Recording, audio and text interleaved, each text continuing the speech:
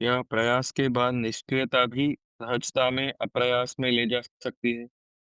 पूर्ण प्रयास के बाद जब आप ये समझो कि इससे बढ़ के मैं और प्रयास करना मुमकिन ही नहीं है, जब आप इस अवस्था में आ जाते हो, तो ही अप्रयास की अवस्था शुरू होती है। आपको पश्चिमी मुल्कों में आपने शायद सुना होगा केंटकी चिकन, सारी दुनिया में इसके 6000 से ऊपर आउटलेट्स हैं।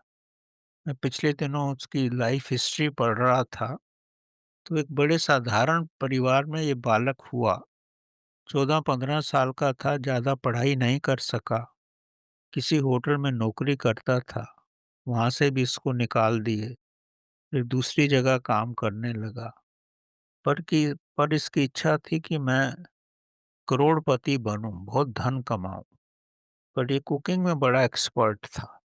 इसने चिकन बनाने की ऐसी विधि खोजी कि कुछ लोगों को इसका चिकन बहुत पसंद आया, लेकिन इसका भाग्य ने इसका साथ नहीं दिया शुरू में।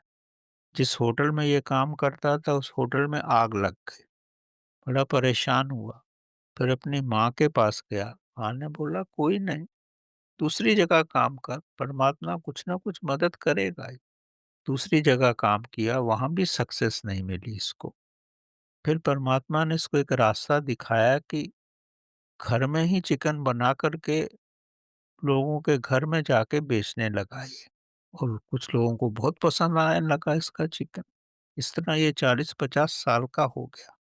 तो एक होटल वाले ने इसको रख लिया, उसका होटल खूब चलने लगा, तब तक ये 60 साल का हो गया। तो इसके दिमाग में आया कि मैं इसके पास क्यों नौकरी करूं, अपना ही खोल लेता हूं। तो उसने अपना एक छोटा सा ढाबा खोल लिया। तो लोगों को तो पता था बनाता तो यही है। कुछ ही दिनों में इतने लोग उसके पास खाने को आने लगे जिसका कोई अंत ही नहीं। फिर 1 से 2 दुकान खोली, 3 दुकानें खोली। अब सारे संसार में इसके 6000 आउटलेट हैं, और ये 90 इयर्स की एज में इसका स्वर्गवास हुआ, और इसके जीवन की प्रोग्रेस शुरू हुई 70 साल की उम्र में। और इसके पीछे इसकी माँ ही थी। इसको बोलती थी, कोई नहीं, हार होती ही नहीं है, तो अपनी श्रद्धा से कर, हो जाएगा। और करोड़पति बनकर के इसने अपने जीवन को त्यागा। तो पहले तो प्रयास पूरा करो, जितना प्रयास हो सकता करो, क्योंकि प्रभु की दिशा में जाने में तो ये होता है कि आपको आगे पता ही नहीं क्या करना है। लेकिन भौतिक अवस्था में होता है कि कुछ ना कुछ नया रास्ता आप ढूंढ ही लेते हो। प्रयास से अप्रयास की दिशा आती है, फिर प्रयास की दिशा आती है। तो प्रभु आपको शक्ति देते हैं ताकि आप आगे बढ़ो। अगर आपकी दृष्टि ठीक है, आप मन से कार्य कर रहे हो, लगन से कर रहे हो, तो किसी न किसी रास्ते से आप उस अवस्था तक पहुंच ही जाओगे जितना आप चाहते। जब आपको सफलता मिलती है तो प्रभु इसीलिए सफलता देते हैं ताकि आपको दृढ़ बना सकें, आपको शून्य अवस्था में ले जाएं। जब असफलता मिलती है तो आप शून्य अवस्था में जाते, और शून्य अवस्था में जाके ही आपको प्रभु की शक्ति मिलती है, और उससे फिर और आगे बढ़। इस विज्ञान को अच्छी तरह समझो। प्रभु के अपने बड़े आश्चर्यपूर्ण पूर्व पूर्व रास्ते हैं। वो सीधे रास्तों से कभी बहुत सारे कार्य नहीं होते। उसकी अपनी विधियां हैं। एक छोटी सी गाथा मैं आपको सुनाना चाहूंगा। एक व्यक्ति किसान था, भगवान के पास गया और भगवान से बोला, प्रभु आपको तो खेती करनी ही नहीं आती। कभी आप बारिश कर देते हो, कभी सूखा कर देते हो, तो आपको किसानों की समस्याएं नहीं पता। वो किसानों को हमेशा तंग ही करते हो, और बड़ी मुश्किल से फसल आती है। तो आप ऐसा करो, 1 साल के लिए मेरे को सारी कृषि का उत्तरदायित्व दे दो। मैं ही अपने हिसाब से बारिश करूँगा जब ज़रूरत होगी, और अपने हिसाब से खाद वगैरह का प्रबंध सबके लिए करूँ। प्रभु ने कहा ठीक है। तो वो मालिक हो गया, 1 साल के लिए प्रभु की जगह पे आ गया। उसने समय पे बारिश की, खाद डाली, धूप करा, जब धूप की ज़रूरत थी सब किया, और जब फसल उगी तो बहुत बड़ी अच्छी फसल। और जब वो फसल को काटने गया, गेहूँ की फसल को काटने गया, तो देखा दाने तो बड़े-बड़े हैं, लेकिन दानों के अंदर कुछ भी नहीं है।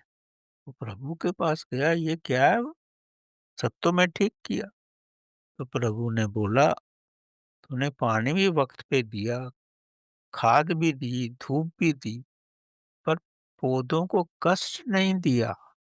कष्ट देने से ही शक्ति आती है, तो पौधा बढ़ने की कोशिश करता है। तूने उनको आराम दिया। आराम और सफलता देने से जीवन में मिठास नहीं आती। मिठास तभी आती है जब उनको खुद मेहनत करनी पड़े। जब वो प्रयास से अप्रयास की दशा में आएँगे, तभी तो मेहनत करोगे, तभी तो प्रभु सहायता करेगा, तभी दानों में मिठास आती है, तब उनको संघर्ष करना पड़ता है। तो यही जीवन का नियम है। जब तक इस नियम का पालन नहीं करोगे, तो आप ऊँचे तो बहुत हो जाओगे, लेकिन आप में मिठास नहीं होगी, आप में ज्ञान नहीं होगा, आप में उन्नति नहीं होगी, आप में बुद्धि विवेक नहीं आएगा। ये सब संघर्ष से ही आता है। तो ये मत समझो कि प्रभु कभी कुछ गलत कर रहा है।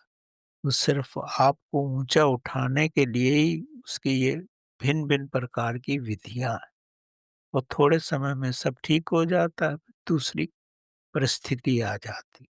अभी भी आप जीवन में 60, 70, 50 साल के कितने भी हैं आप देखो, रोज़ कुछ ना कुछ समस्याएँ रहती ही हैं। वो इसलिए रहती हैं कि ताकि आपके जीवन में मिठास आ सके, आप दृढ़ बन सको। और जिनको सब कुछ पानी के बहाव की तरह मिल जाता है, तो उनके अंदर कुछ भी नहीं रहता। ना उनमें ज्ञान रहता है, ना बुद्धि विवेक रहता है, ना किसी प्रकार की शक्ति ही रहती। तो यही जीवन